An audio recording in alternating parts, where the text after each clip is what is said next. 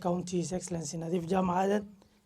It is with great pleasure that I salute you all on this important occasion of the 59th Independence Anniversary celebrations of our beloved country. I acknowledge the presence of an array of distinguished sons and daughters of our county to celebrate this important event. On behalf of the county government, I congratulate you all. Brothers and sisters, 12th December is a day in which we should always remind ourselves and our children of the goods that freedom brings about to human beings. For instance, many of our youngsters may not know this fact, but Independence Day, 12th December 1963, was also celebrated in Garissa town in an atmosphere of unprecedented happiness and joy. This is true because freedom was particularly a welcome breeze for the people of Garissa and the entire NFD region, which had suffered abnormal levels of injustice under colonial rule. The people were celebrating the lifting of outlying district ordinance of 1902, which had subjected the region to a closed zone status. Under the ordinance, the colonial government intended the region to serve as a buffer zone against Somalia and Ethiopia, so as to protect the economic aspirations in Kenya's central White Highlands.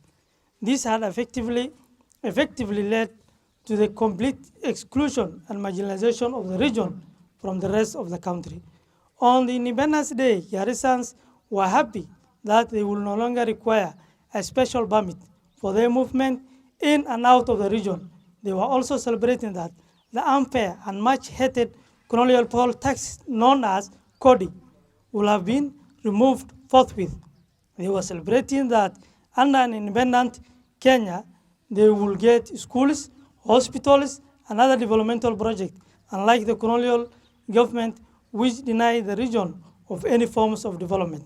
Like other Kenyans, the people of Garissa had all the reason to be joyous, and indeed they were. Many of our people who witnessed the night of 12 December 1963, like Muzey Dubat Ali Amey, who is from Ijara, will narrate how town was thrilled. In the area identified for the celebration was ground situated in the eastern end of the current offices of the county commissioner, formerly the district commissioner. Jubilations started on the dot at midnight of the night of 12 December 1963 with a large number of activities, including the following. A. Mr. G.G. Hillis, the colonial district commissioner present in Garissa at the time, lowered the Union Jack and hoisted the black, red, and green flag of the new nation. B. All government vehicles operating in the district were assembled to be given new GK plate numbers. The colonial plate numbers, which had the label of OHMS on Her Majesty's service in form, were replaced on that night. C. Residents of the town, both men and women, came out in large numbers to rehearse traditional dances and songs for the official function on the next morning. It is recalled vividly that men came fully clad in the traditional Somali attire of a white cotton sheet wrapped around them as a strong and another white piece on top of as a shawl. D. A large number of Somali administration police officers known as at the time as Dubas came to the field to partake in the official independence parade. Fellow garrisons or fellow Dadabians, this Jamhuri Day in particular comes with another great perspective, as it is the first time in which such an important function is being held outside its traditional domain of Garissa town. It is also quite heartening that both the county government and the national government have joined hands to have the celebration this day held in Masalani. This occurrence is a result of a deliberate move by the executive to route such important occasions to the different sub-counties of the county. Nevertheless, the choice of Masalani to be the first nominee of this administration undertaken as a result of Ijara's uniqueness in many ways. For instance, Ijara is a traditional home of Hirola antelope, the symbol of our county. The constituency also hosts the all-important game reserves of Boni and Ishagbin.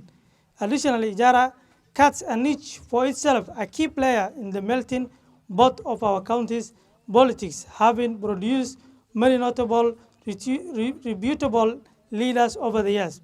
Brothers and sisters, I also like to take this opportunity to mention that we are embarking on a program to upgrade to municipality status all the main towns of our sub-counties. This is an important step in the development stage of our county, as the upgraded towns will be able to get national and international recognition, in which in turn will enable them raise their own funds, even from foreign development partners. The towns identified for the upgrade are Masalani, Dadaab, Burra, and Modogashe, Balambala.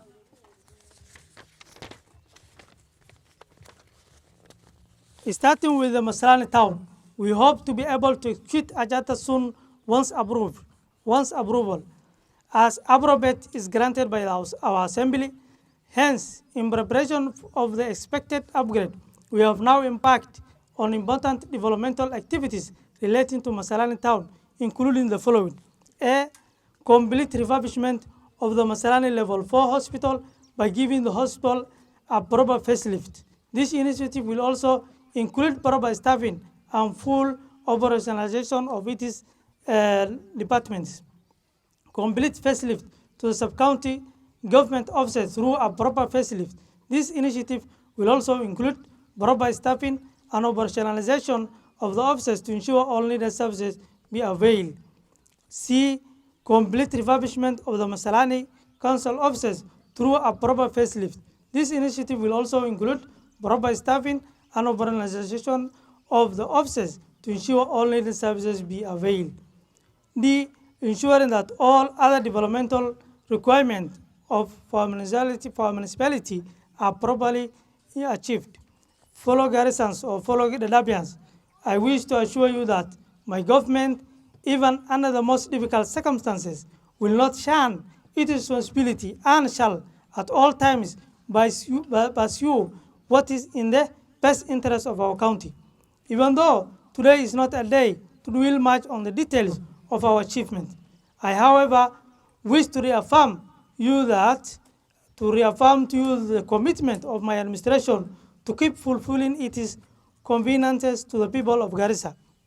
For instance, it is now only about 100 days since we took office, and we haven't even as yet completed putting together the county government structures. However, we have not relaxed at all, and both myself and my team have been into action throughout. Our focus so far has been to sort out quickly the basic needs of our people, particularly matters healthcare and the provision of water to our people. We have also moved quickly to streamline other administrative aspects of our government with the objective of making our people trust the intention of their government. Of course, it is understandable that a few of the steps taken by us on a certain critical issues have been unsurprisingly controversial. However, all of us in our deep recesses will appreciate that these are inevitable so as to bring back sanity to governance matters at our county. Ladies and gentlemen, I'm also glad to mention that we now have our supplementary budget duly approved by the Assembly.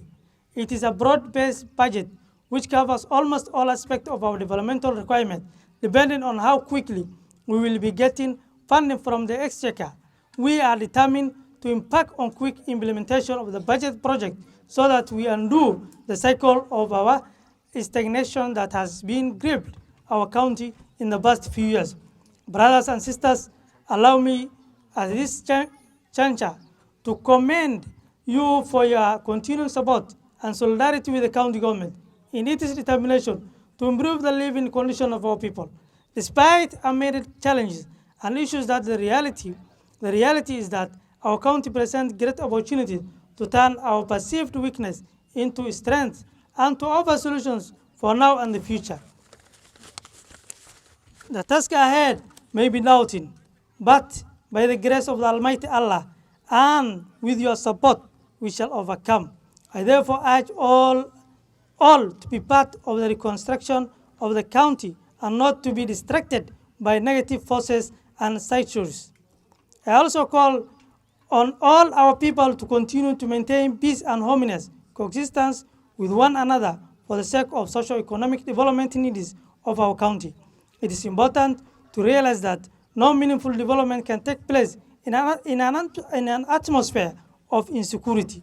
In conclusion, I wish to reiterate to the great people of this county of my commitment to the provision of selfless and people-oriented leadership with the aim of achieving much-needed progress, stability, and sustainable development for our county. Finally, I take this opportunity to congratulate and commend the President of the Republic of Kenya, His Excellency William Ruto, on this special day. We remain committed to his transformation agenda and vision for the sustainable development of our great country. God bless you all. God bless our county. God bless our country. Thank you all. I think you have understood, you have listened well, although it is time of program which is tight. And I wish to congratulate you all for coming this auspicious day of Jamhuri Day. And our partners, our DCC, and our security team. And also, as our area MB and have said, this town need a lot of cleanness. And as you put it, on my first project, it will be cleaning of this town. That is my first project as a county administrator. And we will reform from where the bull has left. The other thing is, this clean town, this is a small town, but if you see whatever is going out, you'll really wonder. Because of the cleaning, because of, there was no planning at all. So the governor is committed on the planning and municipality of this town. And I need your help, the partners and the DCCs. Really, I need your help and the community at large for improving the lives of our host community. There's nothing. We only need service delivery for our community. The other thing is we are in a crisis of outbreak of cholera. We want our community to take the steps or the guidelines that were given by the health ministry. The other thing is the issue of Kenya Power. There's blackout, Mr. G. There's a blackout in this town. We need your help. Already the technicians have made a request, and we have seen what is going on. But now we need an overhaul of the engine. The gensets which are there are almost now 40,000 kV, 40,000, and it was supposed to be in 11 hours. It was supposed to be 11,000 something. So now it is over 40,000. So we need your help. We will write a request, and we need your input also. So for those few remarks, I wish you all the best.